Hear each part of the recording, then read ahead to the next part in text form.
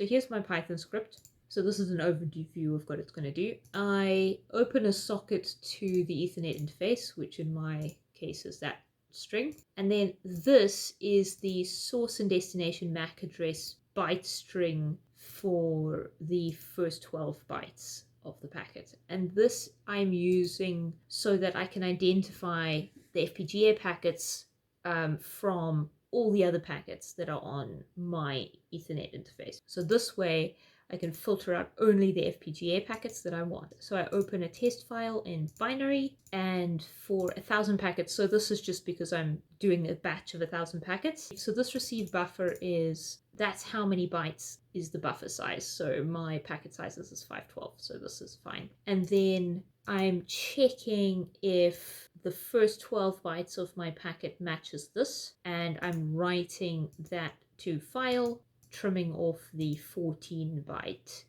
header. And this just means that I don't store the Ethernet header in the file. I'm just getting the binary data. Then what I do is I open the file again. So the reason why I do this separately is because I want to get the packets all in one go. And then I open the file again as binary, and I read from file. And then I do a diff. So I'm doing a diff to ensure that the packets are increasing by 1 every time.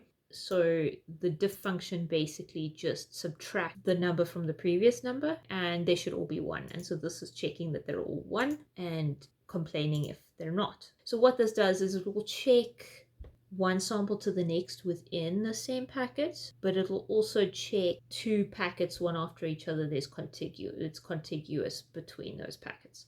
And that's important to check that there's no data loss, because I wouldn't be expecting any data loss at this rate of 50 packets a second, which is quite slow. When I increase it, then we will see what it looks like. There we go. All values are strictly increasing by 1 each time. So I want to do this again, but this time I want to make it break. There we go. So now we can see when I do receive the pi or not strictly increasing by 1 each time. So now it's dropping in between packets.